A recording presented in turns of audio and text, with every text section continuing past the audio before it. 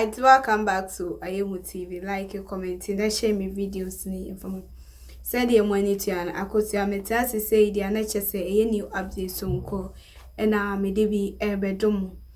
Aye Afari Gyan abamonte so abejan simpie so akasa pa ye chese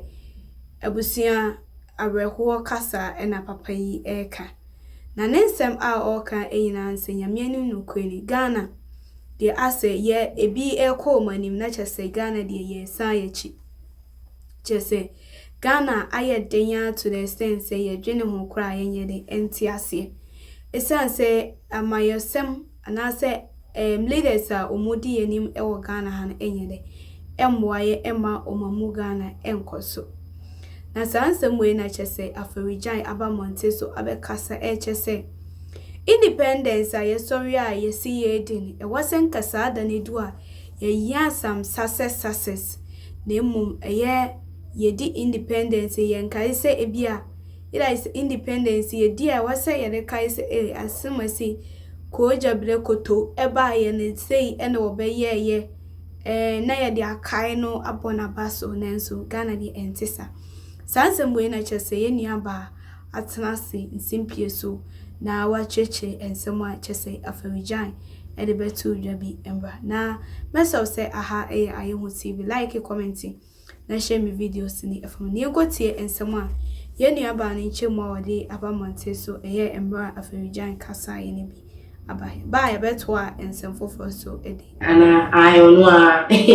Afari Gyan akasa wakeka no ho na in fact ukohwe social media social media blazy pa after Afari Gyan ebi na no akasa ewo nia ekoso ewo omega ni mo no ntagasa Mr Pink Sheet onu de Pink Sheet onu na de friend ba all Afari Gyan akasa no si bibi ha no bibi ekoso ewo man ni mu a ha ni ye pa na ohwa enka ewo so omega na no ye dru enim pa nke wo say by this time every year but yes celebrating independence and things it was said it me counting successes as a nation but yet me yes simply because of one or two things via ye jai amane koso ewo omega ni musade no na edi nya because omega na senki nipa nke retirement now for retirement and you say juma obe nyina ne se wunya ho mfaso ana say wo say obi tingas kofi ni mo our retirement no this and that any nia waye na benefit ni ni anase nia wetimi eja esi ho ama ne chimba enyi na so my Ghana ye kasa ye ntimi enfa yesa esi ye bo enka na emum as time goes by na afesu embra emenu ekoleni no Ghana is becoming poor and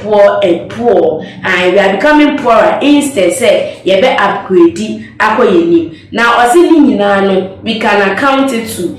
corruption say omega le mu no keta asehye any proye koso omega le mu pa eno na ama omega na ye poor anase poverty dukroye not just only Ghana but the individuals in the country ye na poverty aede ama ama ya dokro omega ni mu na utia ye say Afari Gyan says controversy or say corruption has made Ghana poor and utia ye say former chairman of the Electoral Commission Dr. Afari Gyan has been on the widespread and pervasive public corruption plugging Ghanaian society, stating that it has made citizens poorer over time. Just speaking at the Constitutional Day public lecture organized by the University of Professional Studies, Accra, UPSA, and the Law and School and the One Ghana movement, the former EC boss criticized public institutions and personnel for doing too little to fight the canker. Until say I wait there or case oblemia or blame you obia esan say we are not really doing much to fight corruption ewo omega ni mu eni nyina yejai eni ahwe ena corruption koso ewo omega ni nti no ena ama omega na edum pempenso a yedure so see over the years we have become poorer as a nation and as a people mainly due to excessive corruption particularly in the public sector. Unfortunately, some of our key public institutions are becoming institutions of dubious integrity. Increasingly, candidates who lose elections are alleging manipulations and refusing to accept the results.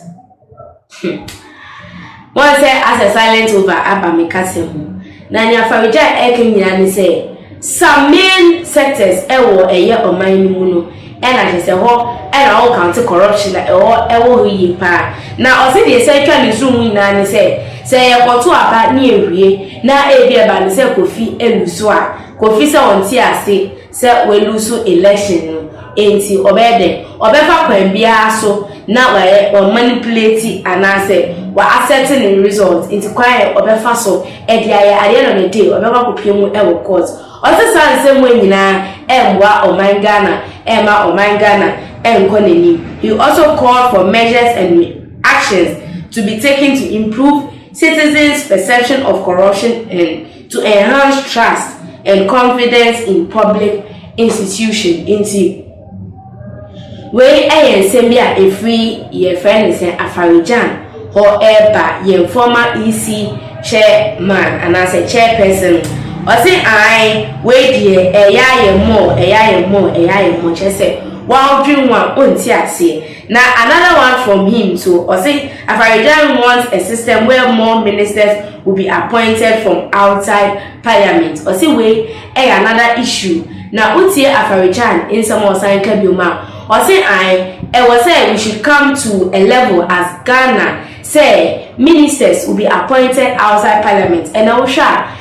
most of the ministers are also parliamentarians. It is N.Addo. And he is a former chairman of the Electoral Commission.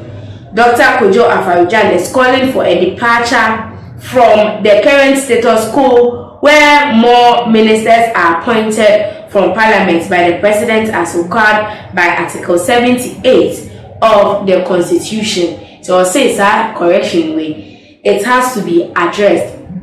Just say Article 78 says that ministers of state shall be appointed by the president with the prior approval of parliament from among members of parliament or persons qualified to be elected as members of parliament, except that the majority of ministers of state shall be appointed from among members of parliament. However, Dr. Afari says that a system where the president will appoint more ministers from outside parliament will rather help the legislature in holding the executive accountable. Into delivering the Constitution Day public lecture of the theme Reflection on our Democracy, the Constitution, Elections and the Judiciary, organized by the University of Professional Studies and One Ghana Movement, he said, I think that a system where ministers and their deputies are drawn from outside parliament will be better suited to be holding the executives in check. Indeed, the requirement to appoint many ministers from parliament may be an incentive for a president to increase the number of ministers in order to minimize potential troubles with parliament. Mr. Afari Jan and Ayeka sign in some way now. Or say I am moving pa say Article 78 of our Constitution has to be re-looked at because say a MP